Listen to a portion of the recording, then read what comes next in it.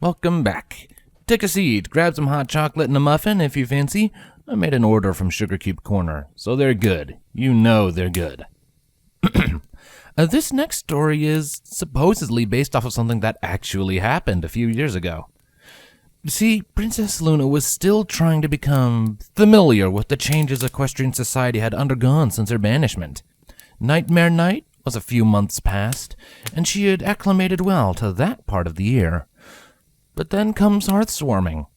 The holiday itself was more or less unchanged from when it began, but, well, there was a change she was unaware of that led to something of a panic attack on her part. So, this is the story of the first time Princess Luna saw how much Hearthswarming has changed since her time, namely the snow. Storm of Terror by Drakey C. Princess Luna yawned as she climbed out of bed. On the padded carpet beside it, she stretched and shuffled her wings. It should be midday now. Perhaps I'm early enough to join Celestia for lunch. Smiling at the thought, Luna climbed out of her crescent moon bed, slipped her shoes off to put on her slippers, and looked to the windows, curtains drawn to keep out the light and let her sleep through the morning. She drew all of them back with a flourish. Her smile faded. What? Luna ran to the windows and stared in horror at the spires of Canterlot. She shook her head and slowly stepped away. No, this cannot be. She turned and rushed down the hallway. The guards at the end of the hallway turned to her. Princess Luna? One of them asked. Rally all the guards at once, she shouted as she ran past. Assemble in the main hall. She heard the guard shout to his companion in her wake. However, her mind was elsewhere. Celestia, please be safe. She was outside. Luna stopped. No, Celestia will be safe. She can take care of herself. I must see to the castle residence first. You there! Luna pointed to the nearest servant, a unicorn carrying a bundle of laundry in the air behind her. The unicorn stopped and turned. Yes, princess? Go to the kitchens and tell them to prioritize the cookings of perishable items first. Luna thought over her command again. And tell them to prepare a schedule of rations, take stock of all foodstuffs, and estimate how much we would all need to last a month without supplies. The unicorn was taken aback. What is amiss, princess? We are all in grave danger, my little pony, Luna whispered, shaking her head. Please deliver my command with the greatest of haste, and when done, go to the main hall for further instruction. The unicorn nodded and ran off. Luna ran down the hallway to a balcony overlooking a branching hall below.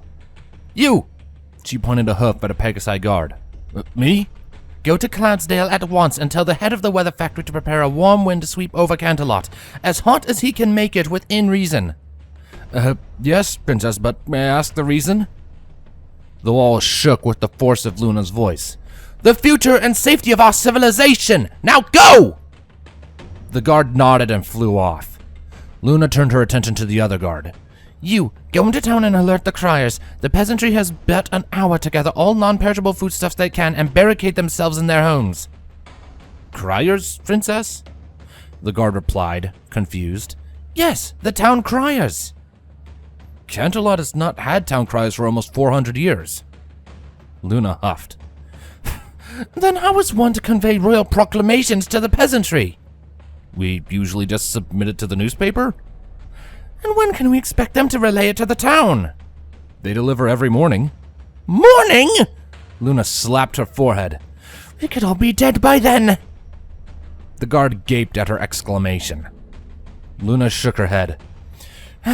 If we must, then we must. Go to the papers and tell them the order, as I've previously stated. Right away, princess. The guard saluted and galloped away. Alone, Luna took a deep breath. Food is to be rationed, the peasantry will be warned, the guards are massing in the main hall. What else is to be prioritized? She considered all she knew about the situation.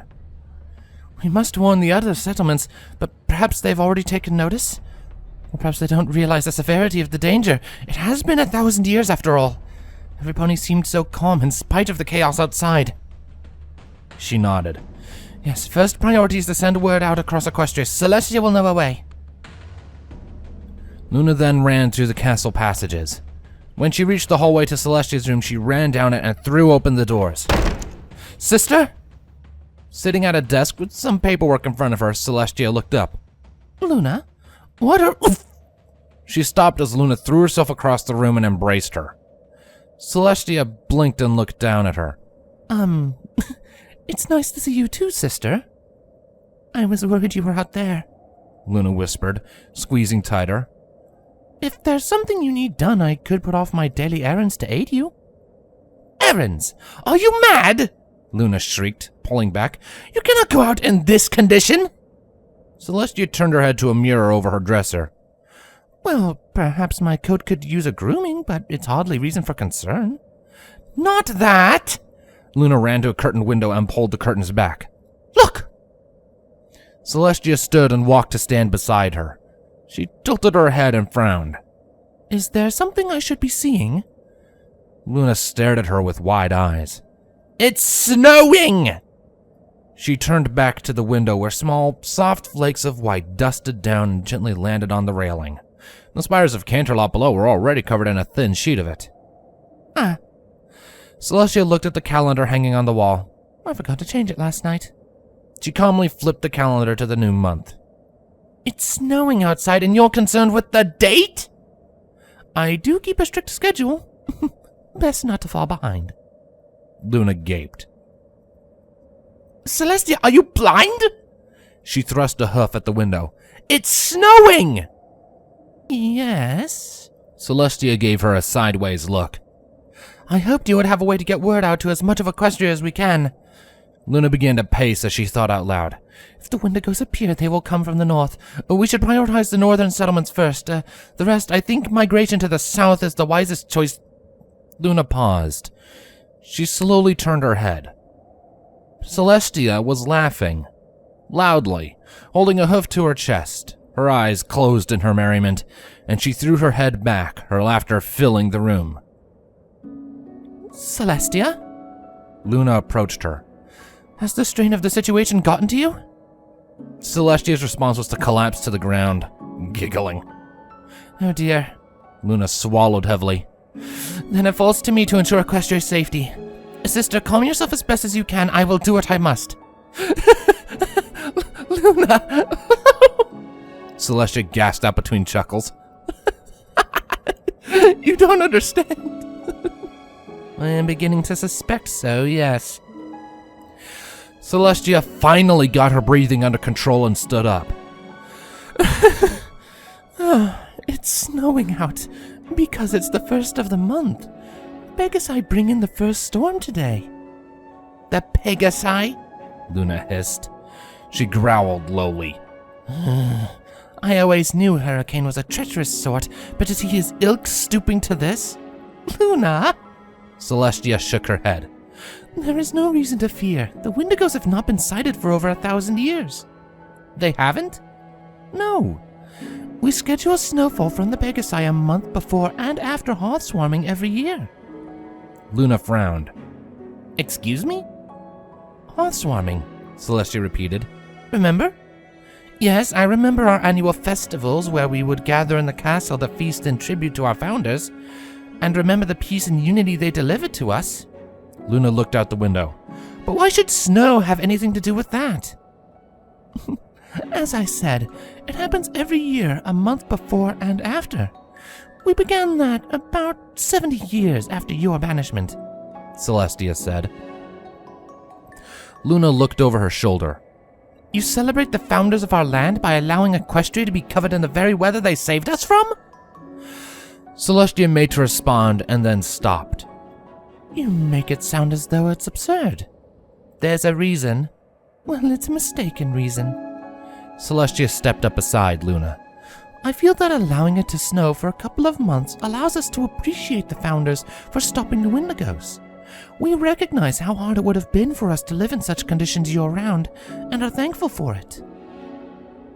Perhaps, but still, Luna frowned. I cannot imagine any being liking the snow, even for a month. Really? Celestia pushed the door to the balcony open. Luna shivered as a cold wind blew over her. It's not so bad once you get used to it. As I remember from 1,000 years ago, snow is cold and wet. Is the term snow taking on a different meaning in the modern era? No. I question the value the substance will hold to me now then. Come here. Celestia walked onto the balcony, her hooves leaving prints in the snow. Luna stepped up to the edge of the doorway, the snow beginning to reach the carpet. Celestia turned to face her, and then threw herself back onto the snow. Luna watched as Celestia wiggled her hooves and horn about, and when she was done, she climbed out and stepped aside. See? Luna peered at the snow and the shaped impressions from where Celestia had lain. Well, what is it? It's a snow angel. Celestia pointed as she spoke. See? Those are the sleeves of its gown, with the hooves coming out, and that is the halo around its horn. Luna examined the snow more slowly. I suppose one could see a vague impression of a pony wearing a gown. There is something else. Celestia's voice got Luna to turn her attention back to her sister. Celestia picked up a clump of snow in her magic and slowly shaped it into a sphere. Do you know what this is? No. It's called a snowball. Do you know what it does? You know I don't, Luna huffed. Celestia smiled. Close your eyes. Luna eyed the orb of snow, but did as she was told. She waited, her brow furrowed. After several seconds of silence, she frowned. Celestia, what are you trying? A sudden blast of moisture and cold washed over Luna's face. She cried out and stumbled, sputtering. Celestia laughed again, and Luna turned her eyes inward and saw snow caked on her muzzle. She blinked as she realized what Celestia had just done to her. Celestia stopped her laugh and winked. Snowballs are for throwing, usually at other ponies who do not expect them. Luna glared. Is that right? She looked down and levitated a bit of snow up to eye level, and she slowly shaped it into a snowball with a small smile. What of those who do suspect them? She looked for her sister and saw Celestia flying away. Ugh, coward! Luna grit her teeth and jumped over the balcony, her wings spread and her snowball floating beside her. Celestia had a head start on her, but Luna gained quickly. She let her tongue stick out of her mouth as she aimed and carefully flung the snowball forward. Celestia looked behind her and swooped to the side. The snowball sailed past her to splatter against the side of the castle wall. You missed, she called back. A test fire, Luna declared. She ducked down to sweep over a snow-covered rooftop and scooped up as much snow as she could. 3 snowballs took shape, and Luna put her focus into her wings to gain on Celestia. She aimed carefully and waited for Celestia to look back at her, and then fired. Celestia ducked and turned to avoid the first 2, but Luna had aimed well. As she moved to dodge the second snowball, the third struck her in the wing. Celestia cried out in surprise and fell, her wings shuddering. She struck the top of a tree and spiraled out of control, landing in a large pile of shoveled snow next to the paths through the castle gardens. Sister! Luna landed on the path and ran up to the snowbank. She began to shovel the snow aside with her magic. I'm so sorry, sister. Please forgive me. As she worked, she noticed the snow moving and stopped. Luna saw Celestia's head emerge from the top of the snowbank, followed soon by the rest of her. A cold, narrow glare marred her face, and Luna's view of it was obstructed by a large ring of snowballs orbiting her in an aura of solar magic. Celestia smiled, and the snowballs stopped. No. Luna turned and ran, snowballs pelting the path at her heels. Behind her, Celestia floated forward, her eyes turning side to side. As her arsenal launched itself at her hapless sister, more snow floated off the shrubbery and condensed into more snowballs to replenish her supply. Luna ducked and weaved, the back of her hind hooves caked in snow from numerous near misses. She looked back and stopped as Celestia fired again. The snowball flung itself at Luna's head, and she snapped her head up and the snowball surrounded itself with a blue aura. It reversed course and struck Celestia right in the face. The solar alicorn dropped to the ground, her snowballs landing and splattering around her. As she shook the snow out of her eyes, Celestia saw a shadow loom over her. She looked up and saw Luna standing above her, a snowball hovering next to her head. Luna smiled in triumph. "Yield," Celestia scowled. "Never." Her eyes darted to the side. One of her fallen snowballs launched what was left of itself towards Luna. She saw it coming and moved her snowball to block it, but Celestia used the momentary distraction to take hold of her sister and hurl her through the air into another snowbank. Celestia got up, her wings extending. "You cannot win, Luna," she crowed. "You battle with one with 1,000 years of experience in the ways of the snowball fight, and never has she tasted defeat before." The snowbank shook, and Celestia readied herself for an attack. Then the snowbank itself began to move across the snow. As the mound inched towards Celestia, a hole lined with light blue magic appeared in the front. Celestia had to take a moment to contemplate the blue eyes looking out at her before part of the snowbank fired forward. She pulled aside and the clump of snow sailed past her. Another clump fired. Celestia backed away from the advancing pile of snow that Luna had forged into a mobile fortress. The snowball she was firing struck glancing blows on Celestia's hooves and wings, yet none made contact with the main body. Celestia looked around and spied a nearby tree, snow filling the branches. She ran in front of it and levitated into the air, her hooves spread. The snow on the tree glowed with yellow light and rose up, forming into more snowballs. Luna's snowbank stopped, and Celestia allowed a moment for her sister to fully realize what she was about to do, before she snapped her hoof forward and sent forth the bombardment.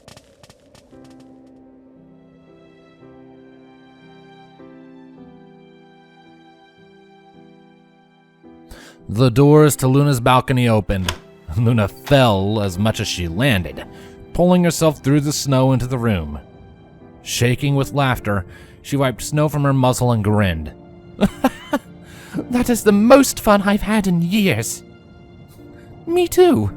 Celestia landed next to her. "It's impossible to find servants willing to throw snowballs at me, much less any with the skill to keep up with an alicorn." "And now you find one who can more than keep up, but she can win," Luna declared. "I won. I kept score. You don't even know how snowball fights work yet. There is a very precise and formal scoring system. I made up my own system, and within its rules, I won." Luna stuck out her tongue. Before Celestia could continue the argument, Semponi knocked on Luna's door. Luna quickly stood up and shook herself to get rid of the snow. "Come in." The door opened and a guard stepped inside, saluting. "Princesses, we are assembled in the main hall, ready for orders. I have been told that Cloudsdale has received its emergency orders. The newspapers are working to have a special edition of your decree on the front page, out by dinner. And the kitchens report a proper meal schedule able to last the entire castle residence 2 months is prepared for your review." Luna's eyes were wide as she listened to the guard's report. When he finished, Celestia leaned over to her. "Luna, is there anything you would like to tell me?"